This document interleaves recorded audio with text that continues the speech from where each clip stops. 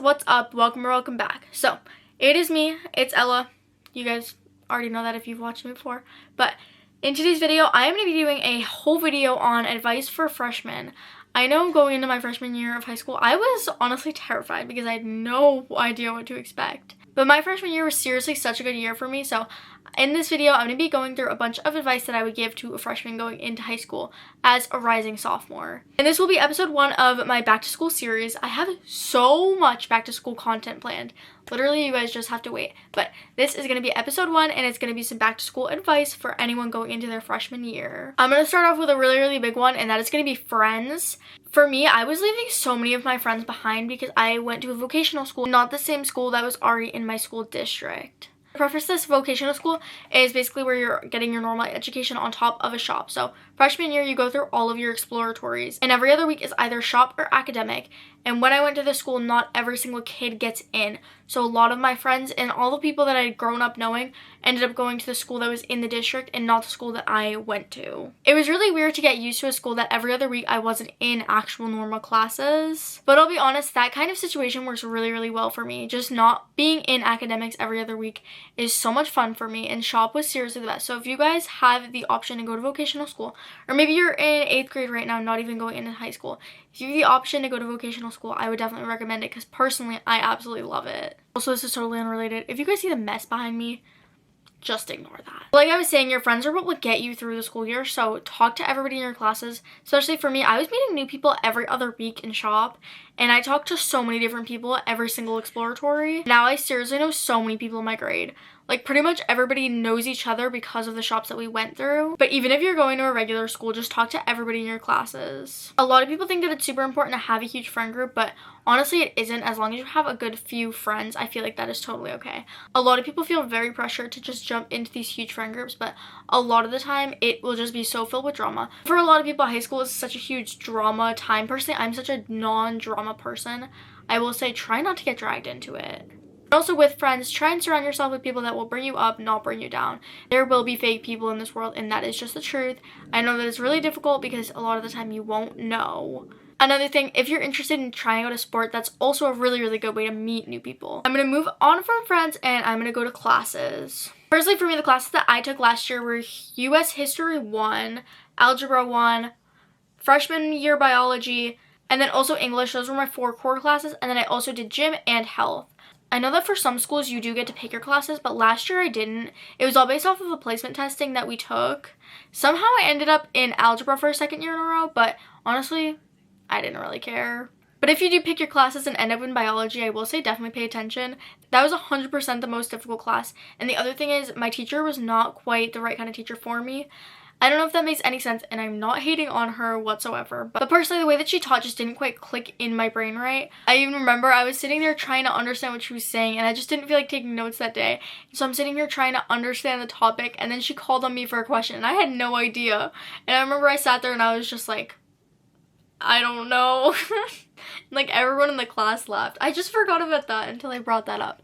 But if you take biology, definitely pay attention because that was definitely my most difficult class last year. Next thing I want to talk about is definitely motivation. For me, I am a very motivated driven person. I don't really know if that's the right wording, but personally, in order for me to succeed, I have to be motivated in what I'm doing. For example, this isn't about school, but for social media, I'm very motivated to create content all the time because it's so rewarding for me. When it comes to school, I have to be motivated in order to succeed. All the time for me, Pinterest helps so much. I have so many boards. I will link my Pinterest below if you guys want to check out. But for me, I absolutely love this. I have so many pins saved, and whenever I don't feel motivated, I just scroll through it, and something about it, like the vibe of my Pinterest boards, literally just ups my mood and it gets me motivated for the day. A lot of the time, instead of starting my day with the TikTok scroll, I have been trying to incorporate doing Pinterest instead because for some reason it just motivates me so much to just succeed.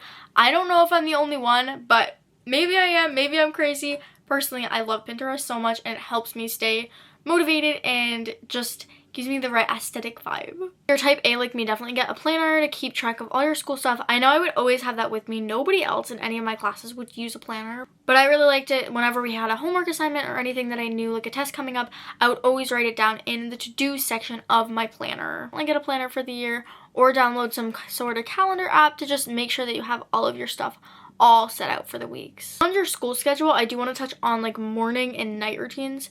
If you guys are interested, I have a bunch of morning routines and night routines from the school year posted. So if you want some inspiration, definitely check those out. Having a set morning and a set night routine definitely works. I remember in the morning, I would always try and get up more on the earlier side so that I wasn't in a rush. But for me, when you look good, you feel good, and then you can do good. So for me, getting a little more ready for school, putting in just a little more effort helped me succeed through all of my days. And then night routine wise, I would get home and I would always try and get any homework I had just done and out of the way. Trust me, you do not want to be stressing about that right before you go to bed because you're going to be way too tired. So I would do that. And then I would always try and do some sort of workout every day. Every single day, but school nights, I would always try and get some sort of workout in. So I would say definitely try and get a set routine. I know routines work really, really well for me, so I would definitely recommend it. And then I want to go back and touch a little bit more up on drama. You will find so many people that are so sucked into drama at school. Personally, it's never worth it. Definitely don't try and get involved in that just because it's never going to end well. Moving on, I want to touch on schoolwork. Honestly, I feel like freshman year, my workload wasn't actually that much. I know leaving middle school, all the teachers are like, high school is going to be so much more difficult. You'll have homework every single night. That was not the case for me, and I know that does fluctuate school to school, but for me, obviously it was a little bit more than how it was in middle school, but work-wise, it wasn't actually that bad. Work wasn't actually that difficult. Big thing I will say is if you're struggling with your work and you just have a question, don't like hesitate to ask the teacher for help, because at the end of the day, it's their job. They're there to like teach you and allow you to learn. So don't be afraid to like ask your teacher, be like, oh, can you like re-explain how this works, blah, blah, blah. That was one thing that I used to struggle with so much because I didn't want to be like, oh, like, how do I do this and be annoying? But it's not annoying. It's their job to, you know, teach you how to do whatever it is. Say I'm doing a math problem and I just can't figure out this certain step. I can't remember how to do this certain step. Go up, ask your math teacher, be like, can you show me how to do this step? I don't remember. Chances are they won't be mean about it. But I feel like that's just about all of the advice that I have for you guys. I honestly really can't think of that much more. I'm not like going off of a script for this or anything. This is just like stuff that has come to my mind that was honestly really helpful for me. I hope that this helps out anybody who is going into high school. Freshman year was seriously such a good year for me. So I hope the same to everybody who's watching this.